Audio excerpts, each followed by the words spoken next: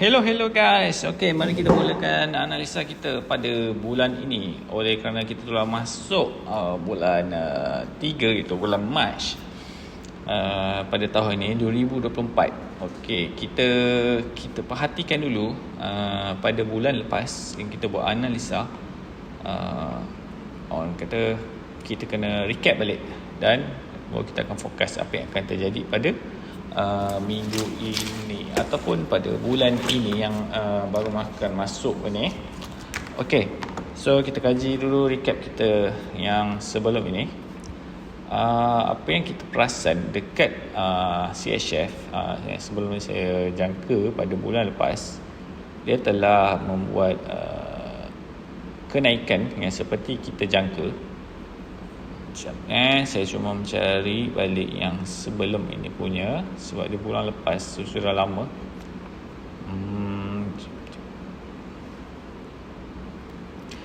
Siapa yang ada tengok saya punya yang pada bulan lepas punya CHF punya pair tu? Siapa ada masuk? Siapa hold memang agak menarik sebenarnya. Okey, ini kita boleh perhatikan Okey, kita tengok balik recap yang kita sebelum ni. CAD CHF itu 1 month Okey, sekali kita boleh perhatikan kita jangka dia akan buat kenaikan seperti yang kita planning, seperti di sini Okey, pada jangkaan saya dia masih jauh lagi. Okey, dia akan pergi. Kita tengok dulu recap ni Okey, recap ni telah membuat satu kenaikan seperti yang kita jangka, tetapi kita jangka masih jauh lagi sampai 0.69400 lah anggaran saya, sebab kat sini adalah zone sell yang kita boleh memasuk untuk sell pada beberapa bulan yang akan datang, seperti 3-4 bulan lagi, kita tak tahu. Itu jangkaan saya. Okey, pada bulan ni dia telah membuat kenaikan yang agak banyak, drastik. Siapa yang ada masuk seperti saya jangka, tapi CAD CHF ni kalau kita perasan masa awal-awal tu dia ada buat lagi satu weekly punya pada 2 minggu lepas, pada pertengahan bulan. Dia ada buat satu hint lagi dekat sini untuk buat kenaikan di sini. So sekarang ni dia telah membuat kenaikan lah, 2 kali entry sebenarnya dekat CAD CHF. Siapa yang tengok saya punya fokus saya pada 2 minggu lepas, dia akan nampak benda ni. Okey, CAD CHF telah membuat satu kenaikan yang seperti kita jangka, dan Euro CHF pun sama, telah membuat satu kenaikan yang agak drastik daripada CAD CHF tadi. Agak lagi banyak lah, volume dia lagi besar daripada CAD CHF. Cuma Euro CHF saya tak jangka untuk kenaikan yang agak jauh. Saya jangka sampai sini sahaja. Tapi kalau kita masuk, kita boleh hold je dulu. In case kalau dia masih naik, kita boleh letakkan BE di kawasan sini. Jika dia melebihi daripada jangkaan kita sampai ke TP yang atas sini, kita hold saja. Okey, kita hold Euro CHF sebab ini adalah monthly, dia bukan adalah weekly atau daily yang untuk membuat ke dalam jangka yang sekejap. Dia mengambil beberapa masa yang agak lama, mungkin 2, 3, 4 bulan untuk sampai ke tempat kita. Siapa yang masih hold, kita boleh hold lagi Okey, alright. So kita perhatikan pula GBP CHF. GBP CHF pun kita jangka seperti yang kita rancang juga, telah membuat kenaikan sebanyak 50% ataupun 70% lah. Okey, ini jangkaan kita untuk zone yang kita target. Untuk melebihi itu saya tak jangka untuk GBP CHF. Saya jangka sampai sini saja. So jika dah sampai ke zone ni, kita boleh take profit sajalah. Okey, nanti kita cari lain lah. Alright. Okey, untuk USD CHF pun telah membuat kenaikan juga seperti yang dijangka. Untuk saya punya perancangan sebenarnya ni adalah TP1, tapi saya rasa kekuatan untuk USD CHF boleh naik lagi sampai ke TP yang kedua inilah. So siapa yang ada pun dalam kapal untuk USD CHF masih pun boleh hold untuk ke TP yang kita jangka ni. Okay? Dia telah membuat breakout di trend line yang sebelum ni. Siapa yang pernah tengok video saya sebelum ni, dia akan nampak lah. Alright. Okey, itu kita masih fokus lagi pada ni. Saya tak nak recap benda-benda yang lain, sebab yang benda-benda lain yang terbaru-baru adalah untuk fokus untuk weekly. So benda-benda ni saya akan fokus ataupun recap masa weekly punya analisa. So sekarang ni saya recap pada weekly analysis seperti yang kita buat sebelum ni, bulan yang sebelum ni. Maksudnya bulan 2 hari tu, Februari tu. Okay, so sekarang ni kita dah buat recap. So saya nak mulakan dengan kita punya forecast untuk pada bulan baru ini, bulan 3. Okay, first sekali sebelum kita nak tengok apa-apa, seperti saya cakap, kita kena tengok kita punya forex factory, supaya kita tahu apa impact news yang besar yang akan ada pada bulan 3 ini. Okey, sebelum berakhirnya bulan 3, kita ada satu news, itu NZD. Dia pada hari semalam 28 bulan, dia telah membuat penurunan yang agak drastik untuk NZD. Okey, saya tak nak tunjuk sebab ini adalah weekly forecast. Saya ada buat dah video sebelum ni, weekly forecast. So boleh tengok macam mana saya predict untuk NZD. Alright. Okay, so sekarang ni saya nak untuk weekly saja. Okay, kita tengok pada bulan 3, bulan Mac. Bermulanya minggu yang pertama. Ini minggu yang kira minggu terakhir bulan 2 lah, bulan 1 bulan, sebab esok pada Sabtu dah tutup market. Okay, kita mulakan minggu yang pertama, iaitu dengan 4 hari bulan. Alright, 4 hari bulan kita tengok apa yang menarik dalam pada bulan ni. Okay, kita tengok, kita ada hari Khamis nanti, kita akan minggu depan kita ada main refinancing rate. Okey, ada untuk euro punya rate, dan kita ada average hourly earnings untuk USD. Ini impact news yang akan menggerakkan sesuatu kadar mata wang tu yang dengan sangat cepat. Okey, ataupun dengan jauh, mungkin boleh pergi kepada 200 ke 250 pips. Alright. Kemungkinan boleh sampai ke 300 pip. Okey. 500 pip tu macam saya cakap sebelum ni adalah sequence yang saya pernah tunjuk sebelum ni pada weekly yang ataupun pada monthly punya forecast. Itu kita boleh pergi ke 500 ke 800 pip. Alright. Macam tadi CSF. Ada yang dah lebih sampai ke 500 pip, ada yang lebih sekarang 600. Jangkaan saya adalah 800 ke 1000 lah pun boleh sampai. Dengan kita punya jangkaan. Itu punya planning lah. Apa-apa itu kita punya planning. Apa-apa market kita tak boleh kawal. Itu hanya kita punya planning sahaja. Jika kena, rezeki kita. Alright.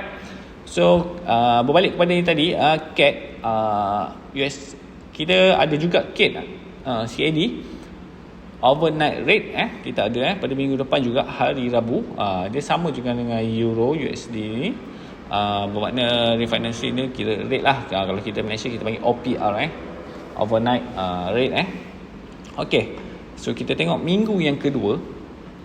Minggu kedua tak ada news yang besar kecuali ada CPI. CPI ni adalah inflasi untuk sesebuah negara, so USD ada hari Selasa. Okey, ini memberi impact yang besar. Apa yang saya highlight ni adalah impact yang besar yang boleh pergi kepada 200 ke 250 pip. Alright. So minggu yang ketiga pula, kita cuba perhatikan, okey, AUD pun ada cash rate pada 19 bulan hari Selasa. Alright. Dan FOMC Federal Fund Rate, iaitu USD punya rate pula. Tadi kita tengok euro, kita tengok CAD, kita tengok NZD baru lepas malam, AUD dan USD. So kita akan ada pada 21 hari bulan. Alright, seperti jangkaan memang 2 pagi lah. Itu kita boleh perhatikan.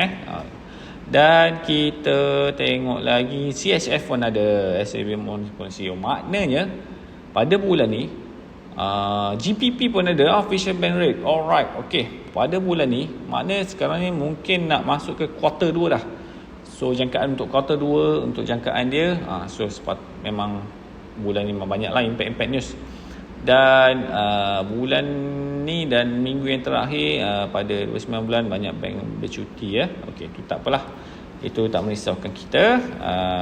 AUD pun pada hujung minggu tu, hujung bulan tu akan ada CPI year to year, iaitu inflasi untuk AUD. Okey, inflasi CPI dengan rate dia ada sangkut paut. Okey, kalau kita tahu rate tu naik, kita tahu inflasi macam mana. Bila inflasi tu macam mana, kita tahu rate tu macam mana. So kita boleh jangka dekat situ, kita boleh tahu apa yang kita akan predict untuk kenaikan atau penurunan sesuatu currency itulah. Alright, so bulan 3 ni kita boleh fokus kepada pair-pair yang kita tengok tadi. Alright, kita boleh jangka macam mana kita ni. Alright, ini adalah analisa saya untuk saya mulakan untuk jangkaan saya sahaja. Okay, apa yang dia akan buat pada bulan 3 ni lah. Alright, sebelum kita mulakan dengan first kali seperti saya cakap, kita mulakan dengan DSY, iaitu currency untuk USD. Alright, jangkaan saya untuk USD, dia akan membuat kenaikan. Alright, siapa perasan saya marking di zone ini, dan dia telah membuat satu react kepada zone yang saya tandakan ni, dan dia telah buat kenaikan pada zone ni. Alright, okay, so zone ni di H4, dia telah buat kenaikan. Jangkaan saya untuk monthly, untuk di SY ni, jangkaan saya pada bulan 3 atau ke bulan 4, kita tak tahu berapa banyak dia akan naik. Jangkaan saya dia akan pergi sampai ke sini. Ini jangkaan saya untuk bulan ini atau bulan 4. Sebab ni monthly punya, so dia mengambil masa. Okay, right. So dia akan menutup shadow ataupun candle yang pada paras inilah. So kita boleh tengok pada bulan ini jangkaan saya akan sampai ke sini. Alright, so siapa yang dalam masuk bawah ni, siapa nak hold boleh hold, tapi letaklah BE Okay, dengan kita tak letak BE, okay, kita mesti kena berjaga-jaga sebab market bukan kita kawal, kita just ikut pada trading plan kita saja. Alright, kedua saya jangkakan gold akan membuat penurunan yang agak drastik, tetapi sebelum nak buat penurunan, dia akan buat kenaikan dahulu. Alright, so jangkaan saya dia akan buat kenaikan sampai di sini dahulu, dan saya tandakan ini 2055. Jangkaan saya weekly dia akan naik sampai ke sini sebelum dia tinggalkan shadow, sebelum dia akan turun ke zone di bawah ini. Jangkaan saya zone yang akan dia pergi adalah zone ini. Ini zone yang paling jauh, ataupun zone ini TP1 dan TP2. Kemungkinan dia akan react dulu kepada zone ini sebelum dia buat kenaikan dan sebelum buat penurunan. Ini jangkaan saya, tapi untuk sampai TP2 ni mungkin jauh lah, mungkin hujung tahun ke, saya tak tahu sebab ini adalah monthly. So dia mungkin bermain dulu, baru turun, naik turun. So dia mengambil masa, satu candle tu adalah mengambil 1 bulan. So dia akan masa yang lama. Alright, tu jangkaan saya untuk gold. Dia akan membuat kenaikan dan dia akan react pada zone ini. Okay, siapa pernah masuk yang kat zone yang saya cakap ni, weekly ni ataupun daily, saya tandakan ni sampai H4 untuk siapa perasan ada zone paling kecil kat sini, tu adalah H4, sharp entry dia masuk dan dia buat kenaikan. Alright, itu jangkaan saya untuk gold. Right, next saya akan fokus kepada currency, iaitu EUR GBP. Okay, EUR GBP ni saya target adalah dia membuat kenaikan, dia akan buat long. Alright, so dia akan bermain di bawah ini dulu. Okay, kalau saya perhatikan dia ada zone di sini. Okay, untuk EUR GBP dia mungkin dia akan turun di sini sebelum buat kenaikan. Saya sampai mungkin sampai shadow ni saja untuk kita fokus sampai di sini saja. Alright, itu saya punya fokus untuk EUR GBP. Okay, apa-apa kita boleh perhatikan nanti, apa-apa saya akan post di dalam trading view ni, nanti kita akan recap balik. Alright, kedua saya akan buat untuk analisa kepada GBP USD. GBP USD saya target adalah membuat kepada short. Okay, kita boleh perhatikan dia telah membuat satu breakout trend line di sini, di keadaan di daily. Alright, so dia akan react balik masuk ke dalam zone ni untuk buat penurunan. Kalau kita perhatikan pada H4, dia ada zone di sini. Dia ada zone di sini, saya sudah marking, saya masih menunggu. Tapi dia sebenarnya dah masuk pun, cuma tak berapa kena dengan zone, dia turun buat penurunan. Alright, tapi jangkaan saya mungkin dia akan react balik kepada zone yang ni lah. Okay, apa-apa kita perhatikan, cuma saya jangka keadaan untuk bearish lah kepada GBP USD. So jangkaan saya untuk TP adalah di sini, shadow ini dia akan tutup. Alright, apa-apa kita akan tengok nanti. Apa-apa saya akan post, saya akan buat recap balik pada bulan yang akan datang nanti. Alright, okay, Seterusnya adalah GBP AUD. Sebab saya nampak GBP ini banyak peluang kita boleh cari.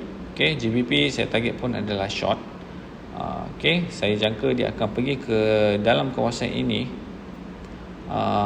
Penutup candle ini dia akan pergi ke sini dan dia akan buat penurunan. So saya jangka dia akan tutup sampai di sini. Okay, itu jangkaan saya untuk GBP AUD. Alright, sebelum dia buat penurunan, dia akan pergi ke atas, tutup kepada volume yang paling tinggi tu. Itu jangkaan saya sebelum dia buat penurunan. Alright, kita boleh perhatikan pada zone di weekly ataupun zone di daily ataupun H4. Kita boleh cari di situ. Alright, okay. Seterusnya adalah NZD CAD. NZD CAD saya jangkakan dia buat penurunan juga. Alright, saya jangkakan dia akan buat penurunan. Ini adalah sebelum ini punya, tapi jangkaan saya tak berapa jauh. Saya jangkaan saya sampai di sini saja. Alright, sebelum saya jangka sampai bawah, sampai week 50 weeks week, tapi saya jangkakan tak sampai ke situ. Saya jangka sampai di mungkin dia akan tutup sampai sini saja. Alright, so dia telah masuk air itu dalam buat. Kita boleh jangkakan bulan ni mungkin dia akan react balik ke zone ni untuk buat penurunan. Okay, itu jangkaan saya. Alright, untuk NZD CAD. Okay, seterusnya adalah macam saya cakap tadi adalah CHF. Okay, yang apa-apa semua ni kita masih boleh fokuskan lagi. Kita punya entry mungkin boleh cari lower time frame untuk kita masuk sampai ke TP. Siapa nak masuk untuk CHF ni masih valid, cuma kena cari di lower time frame. Alright, kita boleh carilah Euro CHF, GBP CHF, apa-apa yang berkaitan dengan CHF.